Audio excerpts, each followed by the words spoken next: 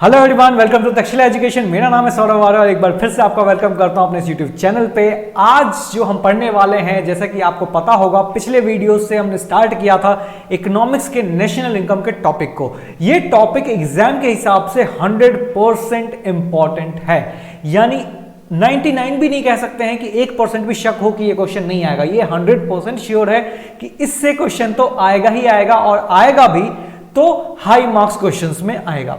अब national income में हमने दो तरह की वीडियोस देख चुके हैं। नेशनल इनकम टूल्स, जिसके अंदर हमने बात किया था जीडीपी क्या होता है, जीएनपी क्या होता है, डोमेस्टिक इनकम क्या होता है, नेशनल इनकम क्या होता है, डोमेस्टिक को नेशनल में कैसे कन्वर्ट करते हैं, फैक्टर कॉस्ट को मार्केट कॉस्ट पे कैसे ले जाते हैं, मार्केट प्राइस से फैक्टर कॉस्ट पे कैसे आते हैं। इन सभी चीजों को हमने टूल्स में डिस्कस किया था। फिर सेकंड वीडियो में हमने वैल्यू एडेड मेथड पढ़ा। वैल्यू एडेड मेथड से, यानी नेशनल इनकम निकालने के 3 मेथड होते हैं। कौन कौन से? Value added method, income method और expenditure method. Value added method को हम पढ़ चुके थे, उसके अंदर हमने उसके क्वेश्चंस भी किए थे और उसको डिटेल में समझा था। तो वो 15 मिनट का वीडियो है। अगर आपने नहीं देखा है ये दोनों वीडियो को, तो जाओ पहले इस वीडियोस को देखो। आपको मेरे प्लेलिस्ट में मिल जाएगा ये वीडियो, या फिर मैं इस वीडियो के डिस्क्रिप्शन में भी डाल दूंगा दोनों वीडियो के लिंक को। तो जाएं और देखें, पहले उस वीडियो को देखिए। बहुत अच्छे से कंसेप्ट बिल्ड होगा, एक एक चीज को बिल्कुल स्टेप बाय स्टेप किया है मैंने, ठीक है। आज हम करने वाले हैं इनकम मेथड। इनकम मेथड एक ऐसा इंपॉर्टेंट मेथड है, हालांकि ज्यादातर क्वेश्चन वैल्यू एडिशन से आता है, लेकिन इनकम मेथड भी इक्वली इंपॉर्टेंट है। तीनों ही मेथड इंपॉर्टेंट है, तीन ही तो है। तो इनकम मेथड भी इंपॉर्टेंट है। ट्रस्ट मी, सबसे इजी मेथड जो है वो इनकम मेथड ही है। अब आप बोलोगे सर आप तो टीचर हो, तो आप कुछ भी बोलोगे। नहीं बेटा, ऐसा नहीं है। मैंने कुछ बोला है तो मैं उसको प्रूव करूंगा कि क्यों ये सबसे इजी है। तो वेट कीजिए, उस चीज को प्रूव करूंगा। आइए एक क्विक रिकैप कर लेते हैं। हमने क्या पढ़ा था? हमने वैल्यू एडेड पढ़ लिया है, उसके अंदर क्या पढ़ा था एक छोटा सा रिकैप कर लेते हैं। अगर आपको याद है तो अच्छी बात है। क्या था? Value added is equal to value of output minus intermediate consumption. यही था। वैल्यू ऑफ आउटपुट मतलब क्या होता है? जितना आपने सेल किया है, और इंटरमीडिएट कंजम्पशन मतलब जितने में आपने परचेज किया था। ध्यान है, सेल, इसमें क्या क्या चीजें आती हैं? सेल आता है और चेंज इन स्टॉक आता है, ठीक है। वैल्यू ऑफ आउटपुट में क्या होता है? या तो सेल के नाम से दिया होगा या फिर चेंज इन स्टॉक, दोनों को ऐड कर लेते हैं। अगर कोई एक भी दिया है क्वेश्चन में तो भी इनफ है, यानी मुझे क्वेश्चन में सीधे दिया हुआ सेल तो भी हमें वैल्यू ऑफ आउटपुट मानते हैं, और इंटरमीडिएट कंजम्पशन होता है जितने में उसको परचेज किया गया। तो हमारे पास फॉर्मूला क्या बन गया था? Value added is equal to value of output minus intermediate consumption. ये पहला फॉर्मूला बना था, ठीक है। फिर वैल्यू ऑफ आउटपुट क्या होता है? Sale plus change in stock. याद है, ये सब चीजें हम डिस्कस कर चुके हैं। थर्ड में हमने पूछा था चेंज इन स्टॉक क्या होता है सर, ये भी तो बता दो। चेंज इन स्टॉक मतलब होता है closing stock minus opening stock, ठीक है। इतनी चीजों को हम पढ़ चुके थे। होपफुली आपको ध्यान होगा, पेन चेंज कर लूं। होपफुली ये 3 चीज आपको ध्यान होगा, और तीनों चीजों को, सारे वैल्यू एडिशन को ऐड कर लेते हैं। जो भी वैल्यू एडिशन आता है वो क्या आता है? जीडीपी-एमपी। यानी सारे ही वैल्यू एडिशन को ऐड करने के बाद आपके पास जो आता है जीडीपी-एमपी, और इससे आपको जाना होता है कहां? आपको जाना होता है NNP@FC, जो कि हमारा नेशनल इनकम कहलाता है, ठीक है। इसको हमने पढ़ लिया था, इसी के लिए मैं इस पे ज्यादा टाइम वेस्ट नहीं करूंगा, माफ कीजिएगा। इतना बस आपको रिकैप करवा दिया। अब हम चलते हैं इनकम मेथड पे और उसको डिटेल में डिस्कशन करते हैं। एक एक पॉइंट को, जितने क्वेश्चन बन सकते हैं हर एक पॉइंट को मैं डिस्कस करूंगा आज। चलिए, तो सॉरी, ये रहा आपके पास, just give me a minute. ये देखिए, आपको दिख रहा है इनकम मेथड। अच्छा, आप बोलोगे सर ये क्या है? मैंने बुक ही ले लिया है, क्योंकि आपको बुक रीडिंग आनी चाहिए। मैंने अपने पहले वीडियो में समझाया था आपका जो CU CET DU CET ये सब क्यों हो रहा है। क्यों? क्योंकि आपका command over the time and आपकी रीडिंग स्किल्स बहुत अच्छी होनी चाहिए। यही 2 बेसिक मोटिव हैं जिसकी वजह से आपका CU CET DU CET करवाया जा रहा है। तो आपकी रीडिंग स्किल्स कहां से अच्छी होगी? जब आप बुक्स को रीड करोगे। नोट्स आपको मेरे भी बहुत सारे मिल जाएंगे, बट ट्रस्ट मी, मेरे नोट्स से भी ज्यादा अच्छा है बुक रीड करना। तो बुक रीडिंग कीजिए, और मैं आपको इसी बुक से पढ़ के बताऊंगा कैसे बुक को पढ़ते हैं और कैसे बुक को समझते हैं। और बहुत नोट्स से ज्यादा अच्छा होता है आपका बुक, ठीक है। चलिए इनकम मेथड स्टार्ट करते हैं। ये है income method. Basically income method क्या होता है? वैल्यू एडिशन में हम क्या कर रहे थे? सभी चीजों की वैल्यू देख रहे थे कि कोई चीज सेल परचेज कितने में किया गया है। जैसे ये पेन मैंने 5 में परचेज किया था और 10 में बेचूंगा, तो 5 रुपए मैंने ऐड कर दिया, तो वो वैल्यू एडेड को जोड़ लेते थे और उससे नेशनल इनकम निकाल लेते थे। इनकम मेथड में क्या है कि सभी लोगों ने जो इनकम जनरेट किया, जैसे आपके पापा होंगे वो इनकम जनरेट करते होंगे, आपके भैया इनकम जनरेट करते होंगे, या बहन होंगी तो वो इनकम जनरेट करती होंगे। तो हमने क्या किया, देश में जितने भी लोग हैं ना सबका इनकम जोड़ लो तो भी नेशनल इनकम निकल जाएगा, क्योंकि अगर उन्होंने इनकम किया है तो कुछ ना कुछ तो रिसोर्सफुल चीज किया होगा ना कुछ इकोनॉमिकल एक्टिविटीज तो किया होगा, तभी तो उन्होंने पैसे कमाए हैं। तो सभी की इनकम को जोड़ लो तो भी इनकम नेशनल इनकम निकल जाता है। तो सभी को इनकम, पूरे देश की इनकम को जोड़ना, तो सर देश में तो अलग अलग तरह की इनकम होती है ना, तो आइए सभी तरह की इनकम को पढ़ते हैं और जोड़ लेते हैं। ठीक है, तो इनकम मेथड बेसिकली, चलिए नेशनल इनकम मेथड में क्या क्या आ जाता है, देखिए नेशनल इनकम मेथड में क्या क्या आ जाता है। बेसिकली इनकम को फैक्टर इनकम याद रखना है, इन नेशनल इनकम में हमेशा फैक्टर इनकम आता है, नॉन फैक्टर इनकम यानी कि ट्रांसफर पेमेंट नहीं आता है। फैक्टर इनकम यानी कि जो अर्न किया गया, ये चीज मैंने नेशनल इनकम टूल्स में पढ़ाया है आपको। ठीक है, तो हमेशा नेशनल इनकम में अगर आपके 1 मार्क्स में या फिर ऐसे पूछ लिया जाए नेशनल इनकम में कौन सी इनकम आती है, तो हमेशा फैक्टर इनकम आती है जिसको अर्न किया जाता है, इसी को अर्न इनकम भी बोलते हैं। अब देखते हैं, जब हमने बोला कि सर पूरे कंट्री की इनकम को जोड़ लो, तो जब पूरे कंट्री की इनकम जोड़नी है तो किस तरह की इनकम हो सकती है, तो आइए क्लासिफाई करते हैं। तो इसको पहली कैटेगरी में डाला गया जहां पे है, पेन चेंज कर लेता हूं, ये ले लेते हैं, क्या है, compensation of employ. Compensation of employ, इस टर्म का मतलब क्या होता है, पहले एक एक वर्ड को समझते चलेंगे। कंपनसेशन ऑफ एम्प्लॉय मतलब ये होता है कि आप किसी के, कंपनसेट मतलब वर्ड का मतलब क्या होता है कि इसके बदले में वो, इसी को बोलते हैं कंपनसेशन। जैसे आप अपने फ्रेंड से बोलोगे एक काम करो, तुम मेरा पेन ले लो और अपने बदले में मुझे अपनी पेंसिल दे दो, तो ये पेन देना और पेंसिल लेना क्या होता है, कंपनसेशन। ऐसे ही आपके पापा भी तो कर रहे हैं ना, अगर वो जॉब में है तो वो अपनी सर्विस देते हैं किसी को और उसके बदले में उनको पैसे मिलते हैं, तो इसी को बोलते हैं compensation. In the exchange of things, आपने अपनी सर्विस दी, उसने अपने पैसे दिए, तो ये होता है कंपनसेशन। हर लोग तो ऐसे ही कमा रहा है, मोस्टली लोग नौकरी करते हैं तो ऐसे ही कमाते हैं। अब आप बोलोगे सर मेरे पापा तो बिजनेस करते हैं, रुकिए जरा, उस पर भी आएंगे। ठीक है, कंपनसेशन ऑफ एम्प्लॉय, यानी कंपनसेशन ऑफ एम्प्लॉयज में क्या होता है, वेजेस और सैलरी इन कैश। या तो आपको वेजेज मिल सकता है या फिर आपको सैलरी, जो लोअर सेक्शंस होते हैं उनको वेजेस मिलता है, जो हायर सेक्शंस होते हैं उनको सैलरीज मिलती है इन कैश। बिल्कुल यही है ना, आप महीने भर काम करते हो तो पापा को पैसे मिलते हैं लिफाफ में डाल करके, तो क्या है, कंपनसेशन ही तो है। पूरे महीने आपके पापा ने काम किया तो उसके बदले में सैलरी मिली। और अगर पापा आपके थोड़े छोटे स्टेज पे हैं तो उनको वेजेस मिलता होगा, तो wages and salary in cash, इनको जोड़ लिया, चलो इनको कार्ड जोड़ लिया। दूसरा एक और बंदा आया, वो बोला पेमेंट इन काइंड। सर ये पेमेंट इन काइंड का मतलब क्या होता है, अब देखिए क्या होता है ना, जैसे गवर्नमेंट एम्प्लॉय होते हैं, उनको पैसे तो मिलते हैं, बहुत सारी सर्विसेज भी मिलती हैं, यानी कि उनको, जैसे आपने देखा होगा क्वार्टर मिल जाता है, गवर्नमेंट क्वार्टर मिलते हैं। ठीक है, तो गवर्नमेंट क्वार्टर क्या था, जैसे सरकार उनको 80,000 सैलरी देना सोच रहा था, तो क्या बोलेगा मैं 50,000 ही दूंगा आपको। ठीक है, 80,000 उनके लिए, जैसे एक बैंक पीओ के लिए 80,000 की सैलरी अलॉट हुई थी, सरकार ने बोला, तो बैंक ने बोला मैं सिर्फ और सिर्फ 50,000 दूंगा, 10,000 दूंगा घर रेंट के नाम पे, हाउस रेंट के नाम पे, मतलब उनको हाउस फ्री कर दूंगा मैं। ठीक है, और फिर बोला कि 10,000 पेट्रोल का दे दूंगा, गाड़ी का खर्चा दे दूंगा। ठीक है, और 10,000 बच्चों का खर्चा दे दूंगा। तो बेसिकली क्या है, ये सब चीजें जो हो रही हैं ये पेमेंट हो रही है, लेकिन कैश में नहीं हो रही है। क्या पापा को जो सैलरी मिली वो कितनी थी, 50 ही मिली, घर मिल गया रहने को, आपको पढ़ने के लिए स्कूल में फ्री हो गया, आपको बहुत सारी चीजें मिल गई। तो ये सब क्या होता है, पेमेंट इन काइंड होती है, यानी पेमेंट तो हो रहा है लेकिन कैश में नहीं हो रहा है, काइंड में हो रहा है, यानी पैसे के बदले कुछ और ले लो।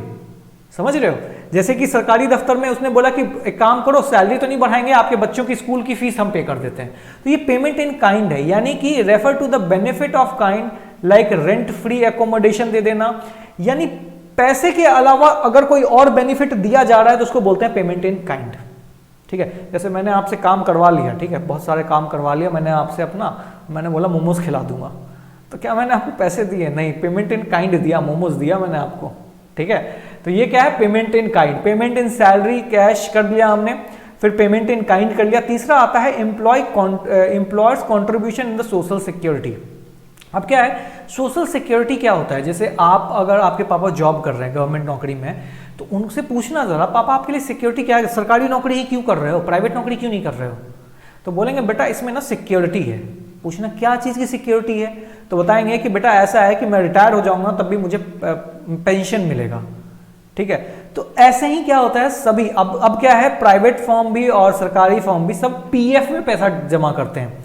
यानी आपको पता होगा, अगर आपके जैसे आपके पापा की सैलरी 3,000 रुपये कटती है पीएफ के नाम पे, पूछना जरूर अपने पापा से, उनकी कटती होगी 3,000, 5,000, 10,000, 2,000 जरूर कटता होगा, ठीक है, पीएफ के नाम पे कटता है। तो ये जो है ना 3,000 रुपये आपके पापा पीएफ के नाम पे देते हैं, जो रिटायरमेंट के टाइम पे उनको पैसा मिलेगा, प्रोविडेंट फंड का पैसा मिलेगा। जितना पैसा आपके पापा रखते हैं ना, उतना ही पैसा सरकार भी रखता है। जैसे आपके पापा ने 3,000 रखा, तो उतना ही सरकार को भी रखना होता है, या फिर कंपनी के ओनर को भी रखना पड़ता है। नहीं समझ में आया? जैसे सोच लीजिए मैंने पीएफ के नाम पे मेरी सैलरी है, मान लेते हैं, चलो इसको थोड़ा सा क्लियर कर देता हूं, मैं थोड़ा सा साफ कर दे रहा हूं, जरा सा टाइम लगेगा, ठीक है। क्या है, मैंने बोला कि मैंने बोला पीएफ यानी कि सोशल सिक्योरिटी देंगे आपको, यानी रिटायरमेंट पे आपको पैसे मिलेंगे, अपने पापा को पूछना मिलता है। तो क्या है, मेरी कंपनी में मैंने एक लड़के को हायर किया जिसकी सैलरी मान लेते हैं 50,000 रुपये, मैं 3,000 रुपये एज अ गवर्नमेंट नॉर्म उसके पैसे पीएफ में रखने होते हैं। यानी उसकी सैलरी अगर 50,000 पे अपॉइंट किया है मैंने उसको, तो मैं उसको 50,000 नहीं दूंगा, मैं उसको दूंगा 47, क्योंकि 3,000 रुपये तो पीएफ के नाम पे काट लिए ना मैंने उसके, और 3,000 अगर वो रखेगा तो मुझे भी 3,000 उसके लिए रखना पड़ेगा, ताकि जब वो रिटायर हो तो उसको 6,000 रुपये मिले। ऐसे ही करके हर महीना इकट्ठा होते जाता है, ठीक है। और तभी आपने देखा होगा रिटायरमेंट पे लोगों को 80 लाख 90 लाख ऐसे पैसे मिलते हैं, 20 लाख 30 लाख मिलते हैं। यही पैसे जो पीएफ के हैं यही इकट्ठे हो जाते हैं। जब 60 साल नौकरी करता है आदमी, 60 साल की उम्र तक, तब तक क्या होते हैं, बहुत सारे पैसे इकट्ठे हो जाते हैं। तो आप देखो क्या हो रहा है, एम्प्लॉयर यानी कि मैंने उस पर्सन को हायर किया था, तो मैं एम्प्लॉयर हूं, मैंने जो पैसे उसके लिए रखे हैं, उसके सिक्योरिटी के लिए रखे हैं, वो भी तो उसी का इनकम था ना। मैंने जो पैसे उसकी सिक्योरिटी के लिए रखा है वो भी उसी का इनकम था। मैं आपके लिए तो नहीं रख रहा हूं ना, मैं उसके लिए रख रहा हूं जो मेरे लिए काम कर रहा है। तो उसके लिए मैंने पैसे नहीं दिए उसको, ठीक है, मैंने उसके नाम से पैसे रख दिए कि जब ये रिटायर होगा तो इसको इतने पैसे मिलेंगे, जो कि यहां पे किया मैंने। तो ये भी क्या है, employer contribution in social security, ठीक है। तो ये भी जो कमाता है उसी को मिलता है, जो घर पे बैठे हुए हैं उनको, आपको तो नहीं मिल रहा होगा कुछ भी, पापा काम करते हैं तो उनको मिलता है। तो हमने क्या क्या देख लिया सर, हमने देख लिया कंपनसेशन ऑफ एम्प्लॉय में wages and salary in cash, यानी कि पैसे में जब कोई ट्रांजेक्शन होगा, पैसे में जब बेनिफिट्स मिलेंगे तो उसको हम बोलते हैं wages and salary in cash. दूसरा है पेमेंट इन काइंड, यानी कि पैसे के अलावा अगर कुछ और पेमेंट किया जा रहा है तो उसको बोलते हैं पेमेंट इन काइंड। तीसरा है employer contribution to the social security, यानी कि सोशल सिक्योरिटी एम्प्लॉय के लिए जो एम्प्लॉयर कॉन्ट्रीब्यूट करता है, ठीक है, कि मेरे एम्प्लॉय खुश रहें। टाटा सबसे ज्यादा करते हैं, टाटा अपनी एम्प्लॉय के लिए बहुत कंट्रीब्यूट करते हैं। कोविड में बहुत इंपैक्ट आया, लेकिन टाटा ने अपने लोगों पे कभी कोई आंच नहीं आने दी। तो क्या कर रहा है, वो अपनी एम्प्लॉय के लिए कंट्रीब्यूट कर रहा है। तो एम्प्लॉयर एम्प्लॉय के लिए ही कंट्रीब्यूट करेगा ना, जो उसके लिए काम करता है। आपके लिए तो नहीं किया था टाटा कुछ भी, ठीक है। अगला है पेंशन ऑन रिटायरमेंट। अब ये क्या है sir, pension on retirement, sir यहाँ जो कंट्रीब्यूट हुआ था वही तो यहाँ मिल रहा है ना, तो ये भी एक तरह से इनकम ही तो है आपकी। अच्छा, यहाँ पे ना दो टर्म होते हैं, एक होता है पेंशन ऑन रिटायरमेंट, एक होता है ओल्ड एज पेंशन, ठीक है, दो टर्म होते हैं। अब आपसे ना कई बार ये क्वेश्चन पूछा गया है कि कौन सा नेशनल इनकम में आएगा, कौन सा नहीं आएगा। यानी कि पेंशन ऑन रिटायरमेंट तो नेशनल इनकम में आएगा, तो अच्छी बात है। क्या ओल्ड एज पेंशन भी नेशनल इनकम में कैलकुलेट होगा? तो आपका जवाब बहुत अच्छे से और बहुत प्यार से क्लियर होना चाहिए कि सर पेंशन ऑन रिटायरमेंट ये तो आएगा नेशनल इनकम में, बट ओल्ड एज पेंशन नहीं आएगा। क्यों? क्योंकि पेंशन उनको मिलता है जो 60 साल तक सरकार की नौकरी करता है, या फिर किसी जॉब कंपनी में 60 साल तक नौकरी करता है, तब जाके उनको पेंशन मिलता है। सबको तो नहीं मिलता है ना। तो ये उसका अर्नड इनकम है, ये मेहनत की कमाई है। मैं 60 साल तक कुछ कुछ पैसा जमा कर रहा था, तभी 60 साल होने के बाद मुझे वो पैसा मिल रहा है, तो वो मेरी मेहनत की कमाई थी सर। लेकिन ओल्ड एज पेंशन क्या होता है? ओल्ड एज पेंशन एक ऐसा पेंशन होता है जैसे सरकार चलाती है, एक स्कीम चलाती है, जिसके तहत जो भी 80 साल से ज्यादा के लोग हो गए हैं उनको 3,000 रुपए या 4,000 रुपए मंथली मिलता है। सरकार की ये स्कीम है। तो क्या उन लोगों ने कभी सरकार के लिए काम किया था क्या, जो उसको 4,000 रुपए दे रहे हैं? नहीं, उन्होंने कोई काम नहीं किया। इसमें सिर्फ आपको 80 साल का उम्र तक जी जाना है, तो आपको पैसा मिलना शुरू हो जाएगा, 3,000 रुपए महीना। लेकिन यहां पे आपको 60 साल तक नौकरी करना पड़ेगा। तो ये आपका अर्नड इनकम है, ये अनअर्नड इनकम है।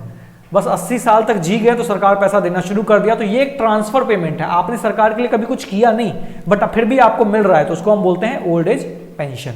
ठीक है। 4 पॉइंट पढ़ लिया, salary and wages and salary in cash, payment in kind, employer contribution to the social security, यानी एम्प्लॉयर जो कंट्रीब्यूट करता है अपनी एम्प्लॉय के लिए उसको हम बोलते हैं। फिर पेंशन ऑन रिटायरमेंट, ध्यान रखना पेंशन और रिटायरमेंट नेशनल इनकम में आता है, ओल्ड एज पेंशन नहीं आता है इसमें, क्योंकि आपने मेहनत थोड़ी किया, ये तो ट्रांसफर पेमेंट है।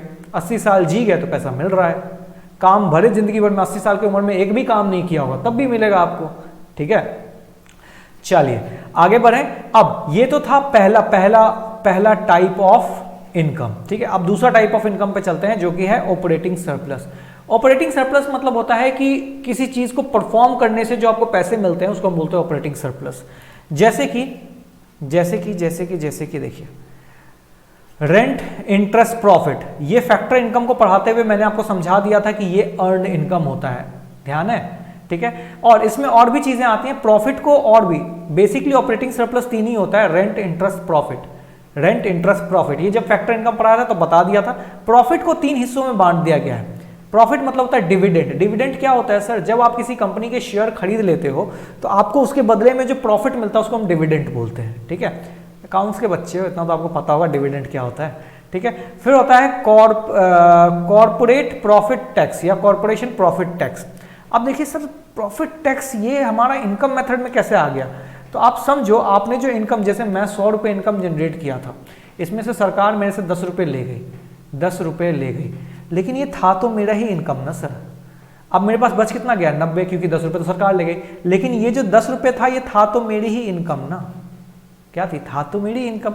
इसी के लिए कॉर्पोरेट प्रॉफिट टैक्स भी आता है, यानी कंप्लीट 100 रुपीज आएगा, ठीक है। अगला है अनडिस्ट्रीब्यूटेड प्रॉफिट। अनडिस्ट्रीब्यूटेड प्रॉफिट होता है जिसको हमने बांटा नहीं है अभी तक, क्योंकि प्रॉफिट बहुत सारे हिस्सों में बंट जाता है। जब प्रॉफिट होता है तो हम क्या करते हैं, कंपनी के कुछ डेप्रिसिएशन में डाल देते हैं, कुछ फर्दर फ्यूचर एक्सपेंसेस के लिए रख देते हैं, वो नहीं, वैसा प्रॉफिट जो अभी तक बंटा नहीं है।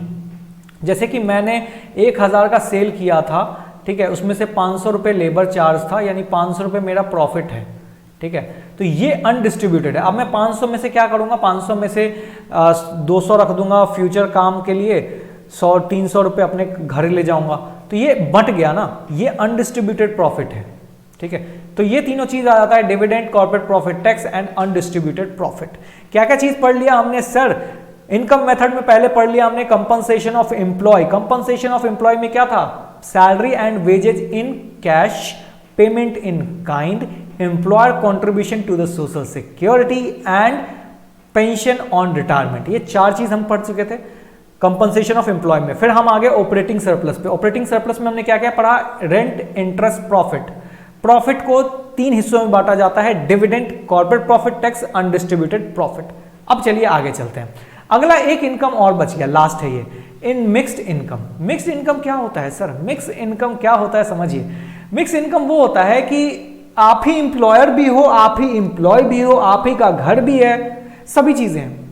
जैसे मान लो आपने सोचा कि यार पढ़ाई लिखाई तो मेरे से हो नहीं रही है, एक काम करते हैं, पापा ने एक दुकान डलवा देंगे, वही काम कर लेंगे, क्योंकि पढ़ाई लिखाई अपने बस की है नहीं, मान लेते हैं ऐसा, ठीक है। तो आपने क्या किया, अपने ही घर के बाहर ना एक शॉप खोल लिया, ठीक है, ये आपने डाल दिया, मान लीजिए आर्या स्टोर ही खोल लिया मेरे नाम से, ठीक है। अभी क्या है, ये जो स्टोर आपने खोला है, ठीक है, तो अभी क्या है, ये आपने अपने घर के बाहर ही खोल लिया है, तो इसका आपको क्या रेंट पे करना पड़ रहा है क्या? मेरी ड्राइंग थोड़ी सी अच्छी है तो ज़्यादा क्रिटिसाइज करने की नीड नहीं है, ठीक है। तो क्या है, ये जो आपने शॉप खोल लिया, ठीक है, आर्या स्टोर, तो ये अपने घर के बाहर ही खोल लिया, तो क्या आपको रेंट देने की जरूरत पड़ रही है? मैं बना ही क्यों रहा हूँ, ऐसे ही समझ जाओ ना आप, ये शॉप है, ठीक है। तो अभी क्या है, इस शॉप में आपको रेंट नहीं देना पड़ रहा है, आपको रेंट नहीं देना पड़ रहा है, जो कि अगर आप कहीं और शॉप खोलते तो आपको रेंट देना पड़ता, जो कि आपको नहीं देना पड़ रहा है।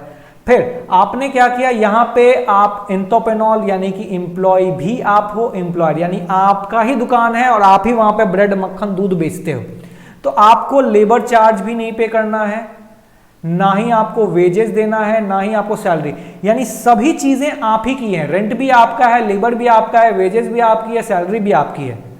तो ये कैसा इनकम है सर? इसी को तो मिक्स इनकम बोलते हैं। जब आप सभी सोर्स से आप ही कमा रहे हो, आप किसी को दे ही नहीं रहे हो कुछ भी, तो उसको बोलते हैं मिक्स इनकम। ये ज्यादातर कहां पे होता है, ये जब सेल्फ एम्प्लॉयड पर्सन होते हैं तो उनके, जैसे आपको पता होगा सेल्फ एम्प्लॉयड कौन होते हैं, जो खुद को ही एम्प्लॉय पे रख लेते हैं, ठीक है। जैसे मैं आपको पढ़ा रहा हूं तो मैं क्या हूं, एक सेल्फ एम्प्लॉयड पर्सन हूं, मुझे किसी कंपनी ने हायर नहीं किया, मैं खुद से आपको पढ़ाता हूं, मैंने खुद ही पढ़ाता हूं, मैं ओनर भी हूं, मैं टीचर भी हूं, सभी चीजें मैं ही हूं, अगर मान लेते हैं ऐसा, ठीक है। तो ये क्या है, मिक्स इनकम है, ठीक है। देखिए थोड़ा सा पढ़ लेते हैं अगर आपको अच्छा लगे तो। Mix income refer to the income of the self employed person using their own labour, खुद ही का लेबर है, land, capital, entrepreneurship and the household enterprise. Entrepreneurship भी आपकी है, लेबर भी आपका है, लैंड भी आपका है, कैपिटल भी आपका है, तो सब चीज आप ही का है, तो प्रॉफिट भी आपका होगा, सैलरी भी आपका होगा, वेजेस भी आपका हो जाएगा, सब आप ही का है। इसी को बोलते हैं मिक्स इनकम।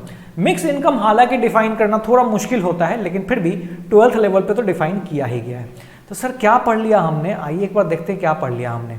हमने ये पढ़ लिया क्या, देखो हमने क्या पढ़ा, इनकम मेथड, ठीक है। इनकम मेथड में पहला हमने क्या पढ़ा sir, compensation of employ. Compensation of employ में पहला क्या था, wages and salaries in cash. मैं थोड़ा शॉर्ट में लिख रहा हूं, ठीक है, wages and salary in cash. दूसरा क्या था सर, दूसरा क्या था, पेमेंट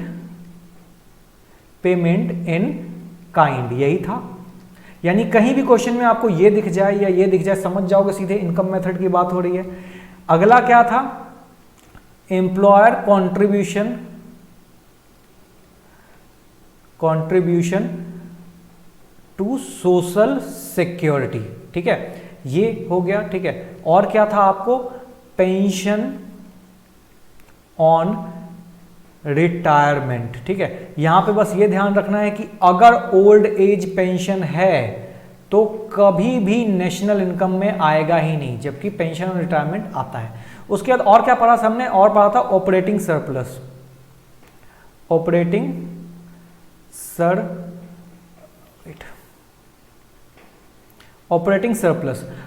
सरप्लस में क्या पढ़ा हमने सर, हमने पढ़ा रेंट, इंटरेस्ट एंड प्रॉफिट, यही पढ़ा, रेंट, इंटरेस्ट, प्रॉफिट। प्रॉफिट को 3 हिस्सों में बांट दिया गया था, क्या क्या था, रुको मैं पेन चेंज कर लेता हूं। प्रॉफिट को 3 हिस्सों में बांटा गया, कौन कौन सा था, पहला था डिविडेंड, दूसरा क्या था डिविडेंड, फिर था कॉर्पोरेट प्रॉफिट टैक्स, और क्या था सर, और था हमारे पास एक और रह गया ना, हाँ, डिविडेंड, कॉर्पोरेट प्रॉफिट टैक्स और अनडिस्ट्रीब्यूटेड प्रॉफिट, ठीक है। ये 3 चीजें थी, बिल्कुल थी। और क्या पढ़ा सर हमने, फिर से पेन पे आ जाते हैं। इसके बाद हमने पढ़ा एक और चीज, मिक्स्ड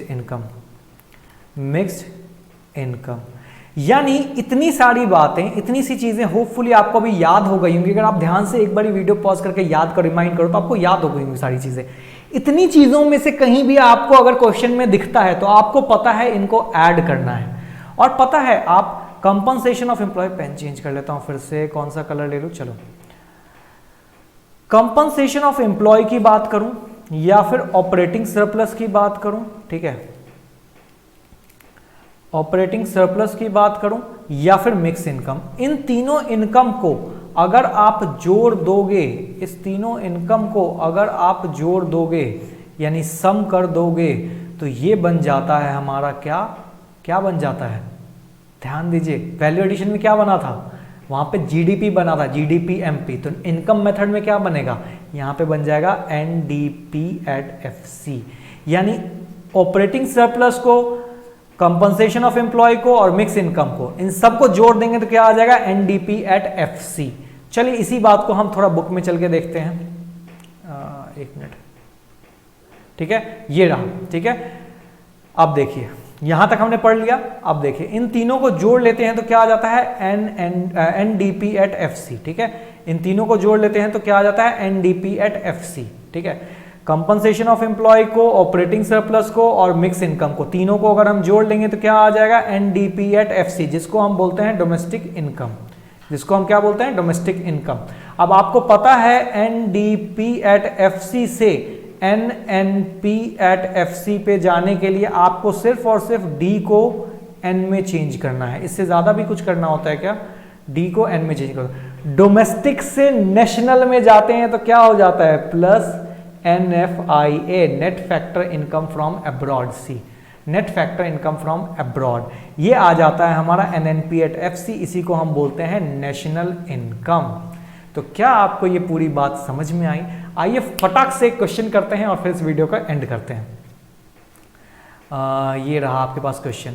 आपको पहले मैं रिक्वेस्ट करूंगा बेटा आंसर मत देखें, ठीक है, एक बार समझ। चलो मैं आंसर को थोड़ा सा रब कर देता हूँ यहाँ से। वैसे आप चीटिंग करना चाहोगे तो कर लोगे, लेकिन बेटा मत करो चीटिंग, तो अच्छा रहेगा, ठीक है। ये रहा, ठीक है। अब देखिए इस क्वेश्चन को पढ़िए, कैसे करना है आपको एग्जामिनेशन में क्वेश्चन, ठीक है। कौन सा कलर ले लें? चलिए ये ले लेते हैं, ठीक है। आपको बोला गया है the following information is available for an economy. एक इकोनॉमी के कुछ इंफॉर्मेशंस दिए गए हैं आपको, on the basis of the information using income method. इस इंफॉर्मेशन के बलबूते पे इनकम मेथड लगा के कैलकुलेट कीजिए डोमेस्टिक इनकम और national income. National income income method में डोमेस्टिक इनकम क्या होता है? डोमेस्टिक इनकम क्या होता है? NDP@FC। और इनकम में तो वैसे इनकम तो सब जगह सेम होता है, NNP@FC, ठीक है। याद होगा वैल्यू एडिशन में अगर डोमेस्टिक इनकम बोलेगा तो वहां GDP@MP निकालेंगे, इनकम मेथड में अगर डोमेस्टिक बोलेगा तो NDP@FC निकालेंगे, ठीक है। चलो देखते हैं।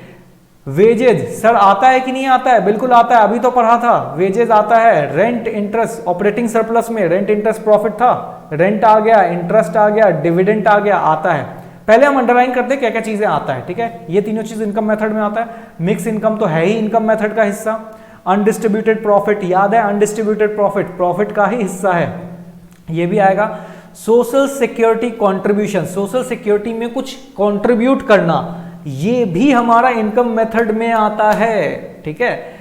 कॉर्पोरेट प्रॉफिट टैक्स, अरे सर ये भी आता है, सारा ही आता है। चलो ठीक है, देख लेते हैं क्या हो गया। ये भी आता है, यानी कि 10,000, फिर 5,000, ठीक है, 10,000, 5,000, फिर 400, फिर 3,000,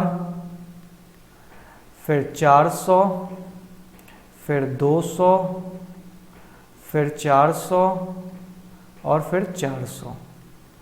इन सब को ये सारा आता है। NFIA तो नहीं आएगा ना सर अभी बेटा, अभी क्या निकाल रहे हैं? अभी हम निकाल रहे हैं ये, तो NFIA तो अभी नहीं आएगा, ठीक है। चलो तो हमने देखा क्या करो, इसको ऐड कर दो, 10, 5, 15, 15, 3, देखो ऐसे ऐड करते हैं, ऐसे बहुत इजीली ऐड हो जाएगा। कहाँ गया हमारा पेन?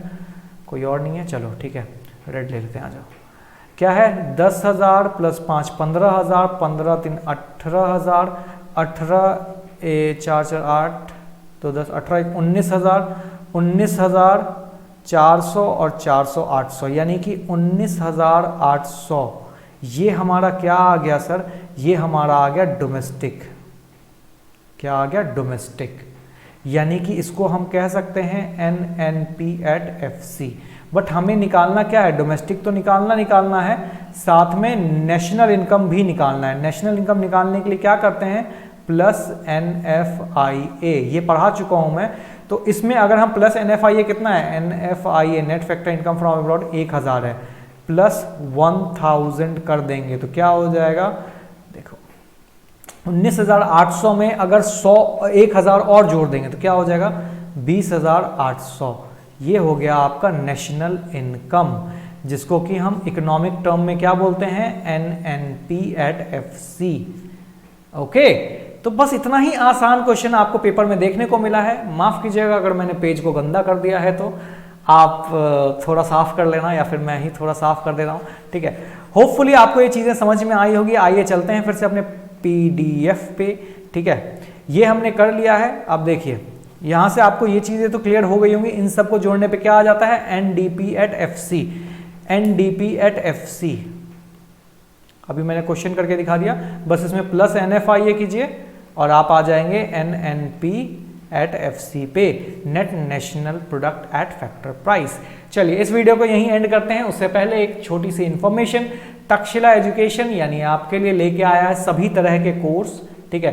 12th के लिए क्रैश कोर्स हैं और 11th का एडमिशन के लिए बच्चों का वेलकम है। इकोनॉमिक्स यानी कि economics, accounts, business, physics, chemistry, biology, math, political science, history, यानी सभी आर्ट्स सेक्शन से हो, कॉमर्स सेक्शन से हो, साइंस सेक्शन से हो, सभी बच्चों का वेलकम है हमारे तक्षशिला एजुकेशन में। हमारा सिंपल सा स्लोगन है डिस्कवर योर बेस्ट, यानी कि हम आपको मेहनत करते हैं इस चीज़ के ऊपर कि आप अपना बेस्ट दे के आएँ, ठीक है। पेपर में हम आपको देते हैं बहुत सारी चीज़ें हम देते हैं, यानी हमको स्ट्रैटेजी भी सिखाते हैं कि पेपर में क्वेश्चन कैसे अटेम्प्ट करना है। आपका एनालिसिस कार्ड भी बनता है कि आपको एनालिसिस किया जाए कि हर हफ्ते आप कितना इंप्रूव कर रहे हो, आप अपने इंप्रूवमेंट को चेक भी कर सकते हो। और यहाँ पे सभी टीचर 8 ईयर से ऊपर एक्सपीरियंस्ड हैं, यानी आपको बहुत वेल क्वालिफाइड टीचर यहाँ पे पढ़ाने वाले हैं, तो मज़ा आएगा।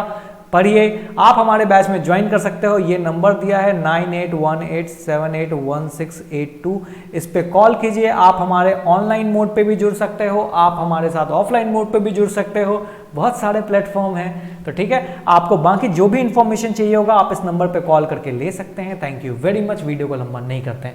Signing off, Saurabh.